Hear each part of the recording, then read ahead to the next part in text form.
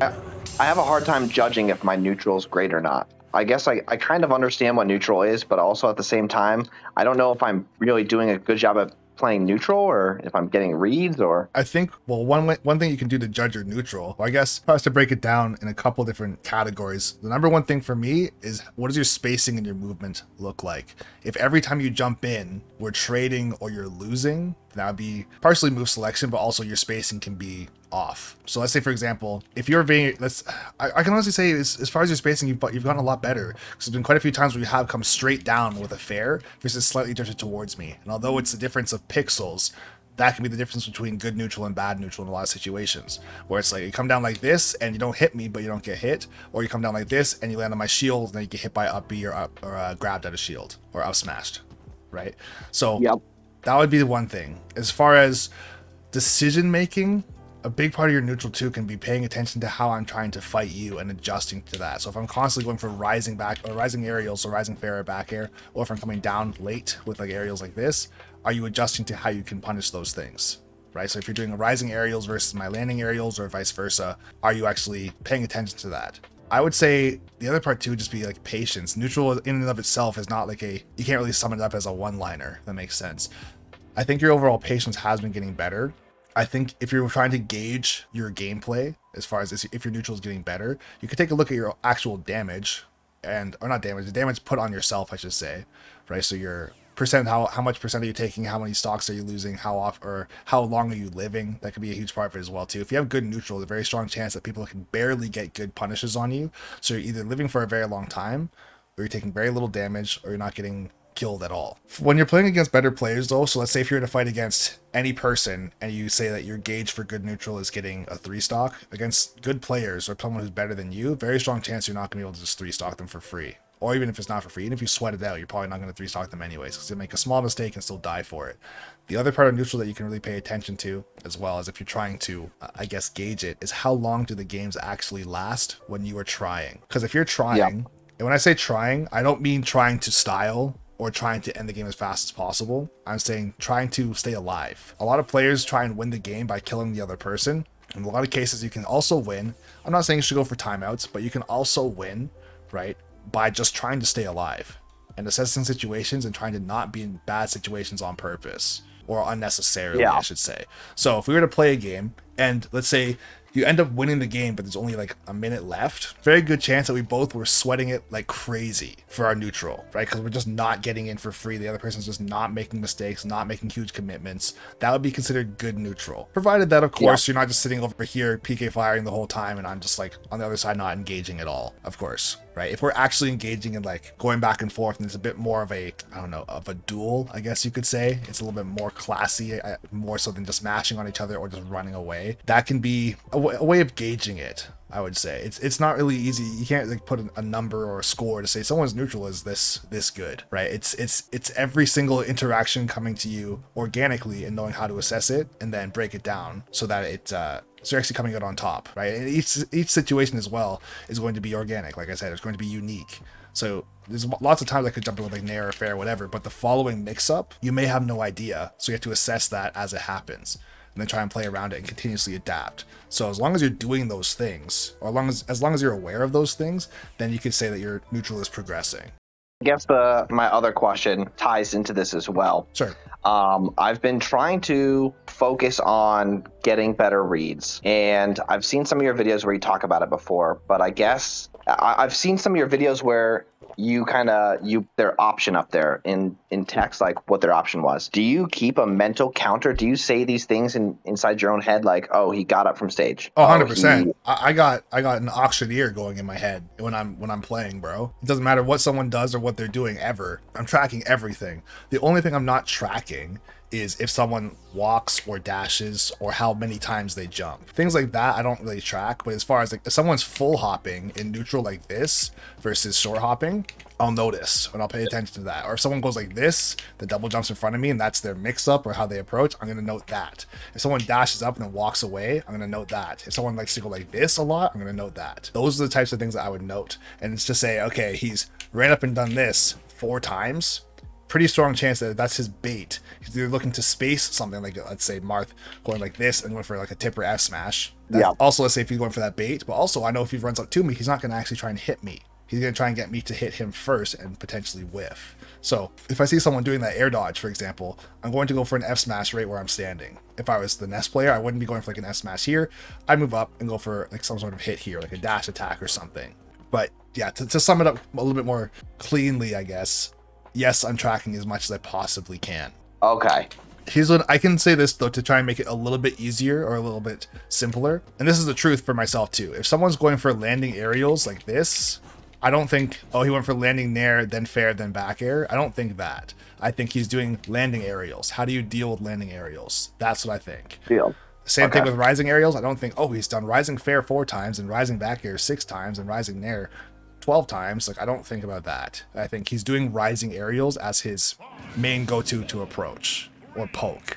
Yeah. Or if they're doing run up down tilt, if they're doing like dash in, dash back, turn around side B. Like if they're doing those types of things, those are the things I'm going to pay attention to and say, okay, so if he's doing like, let's say if it's Captain Falcon, he's doing dash in, dash away, turn around side B, I'm going to wait for the side B. And if he's not going to do the side B anymore and he starts to switch and go for like dash grab to try and catch me off guard, how can I beat a dash grab?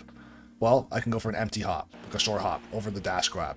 If he goes for the dash back into a side B, if I empty hop in the place where I thought he was going to grab, by the time he comes back in with the side B, if I'm in the air, I can drift back, land, and then punish his end leg. So I have ways of covering multiple options with a single option of my own. This is a lot of homework done as well, behind closed doors, whatever you want to call it. So it's not like, oh my god, Captain Falcon's doing side B. I have to figure this out right now on the spot. It's like, you know the character's kit. There's no more buffs or nerfs in the game. Whether or not you run into a Captain Falcon every single day or not, doesn't really matter. You should know how characters' moves work for the most part. You don't have to know all the frame data of everything, but the ones that are like the main ones, like Falco's up tilt, for example, or if it's Captain Falcon side B or going for grab, or if it's his, I don't know, Marth forward tilt or shield breaker or like dancing blade. Those are the types of moves you should know to say, okay, so if he goes for like, I won't even say like fair. Does fair have any landing leg? Does downer have any landing leg?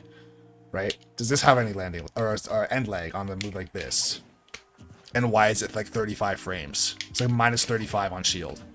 If you do the whole thing, it's like minus 40. So if you see that come out, if someone's like, let's say, running up and going like this and turning around going like that, you should know. Yeah. I'm not going to try and punish the down tilt because they're going to move out of the way and go for something that's super punishable. Like if he used to do this to you, you have time to run up and F smash him or run up and charge an up smash. And I'm glad you mentioned that because I played this Fox earlier today and he kept doing I want to say maybe it was his forward air, maybe it was his down air, and then he would land and I would try to punish it, but I couldn't, and he would just jab me right away. So I don't know the landing leg on his down air, but if he does like a rising down air, I'm pretty sure it's close to legless. I'm not sure exactly what it is. And his nair is basically legless. It's -2/3 on shield, which just means you have to parry it to do anything. And even then, you probably still aren't going to get a punish on it. But yeah, if he's just doing like, they'll typically do, I'd say nair or maybe down air, then immediately jab. So if that's what was happening to you, you say to yourself, okay, so how do I punish multi-jabs? There's 2 ways technically, or there's multiple ways, but 2 main ways. If you're getting multi-jab and they're right up on you, if you're in shield, for example, after 11 hits, you can roll through them. If you don't know that, now 11 hits? Yes, after 11 hits. I will say right now, you'll never count it out in real time. Be like, oh, that was 11, time to roll. You're going to just try and roll, and once you're able to roll, you probably will get through. Just make sure that you don't double roll and then like botch the punish. So that's just one thing. You can roll through after 11 hits, and then you can get like an F smash or a dash attack or whatever you want as your punish. Or if they're just in front of you, let's say that you go for their multi-jab and the space is actually quite good and you can't roll through because you're like somewhere here or maybe like here, for example, and they push you away from them, you could just go like this and then go for a PK fire, like just walk away, PK fire them, right? The other option too, if you're really quick, is if they are going for multi-jab, you could, actually I don't even know if Ness would do this, some characters would, but you could jump over the whole thing and come down with a down air and hit him on the top, or hit him from the top. Right? If a character has like a down air into some sort of combo, so like down air into up tilt, down into up smash, down air into nair or up air or something, then you could do that. At 60, I can get that. So then, yeah, that's another thing too. If you know your confirms and your windows, then it's like, okay, based on the mistake they are currently making, and this is something you can go to the lab or you can write down for yourself, based on the mistake that they're currently making, what is the best punish I can get, provided that the punish can't be a kill. And that's important as well. Yeah. If you can kill them, then just kill them. if you can't kill them, because let's say they're at 60 or like 50 or something like that, is PK Fire into a crazy combo better than throwing them off stage, right? Or better than getting a juggle situation or whatever it might be. It might even be PK Fire into a grab and you get a little bit of the best of both worlds. So you should know those things as much as you can. As far as I know as well, I don't think there's a single multi-jab in the game that is safe on shield or relatively safe. They're all super minus on shield. I think the safest one technically might even actually be Falco, because at the end of his multi-jab, he does like a little backflip, so he hurt box shifts away from you, but it's still technically not safe. If you know how to punish it, you can 100%. You could F smash him for it still. Yeah, because does it push you away or does it push a bit of me both? away? It does both, technically. If you're up in the corner like this, so let's say if you're in the corner like this, shielding, it would push me away from you because it's not going to push you off stage. Yeah. Right? Actually, you know what? I don't take that back, but I'd say the safest jab probably is actually Byleth, because the hitbox is like 10 miles in front of her. So if it's not Byleth, it could be even Pyramithra, because if the energy shot in front of them or the fire, it pushes pretty far back. But still, even those jabs are not safe, as far as like you can drop shield once you get pushed away and just go for PK Fire and just catch them. I had a Wolf player the other day. I was like actually maybe 2 weeks ago at this point, actually. And he's asking about learning punishes for every type of different thing in the game, or every different type of move in the game. I said you should write them down. So if someone does like a multi-jab, what can you do at 0, at 50, at 100, whatever percent you want to work with? Or if someone does like an F smash or a dash attack, or if they spot dodge or anything like that, what is the best thing that you could do to cover these options? So it's more like a flashcard game where it's like someone shows you a question and you just know the answer because you've practiced this in the past, versus saying I have to think of like a crazy answer or reinvent the wheel on the spot. I would say if you're in that category, that's where you would typically say that you don't know the matchup. When someone says that they do know the matchup, they're typically referring to the fact that, oh, if you do this, I know it's not safe against this. I can go for up B out of shield, or up smash, or grab, or I do have time, let's say, to drop shield and dash grab, for example, right? Depending on what the move is. So it's good to know those different things. And there's access to them everywhere, right? Whether it's videos, like top player videos, or guides, or ultimateframedata.com. There's places to find all this stuff. In my opinion, none of the information about any character is hidden. People are just trying to solve the game. So if you want to find it, you can definitely find it.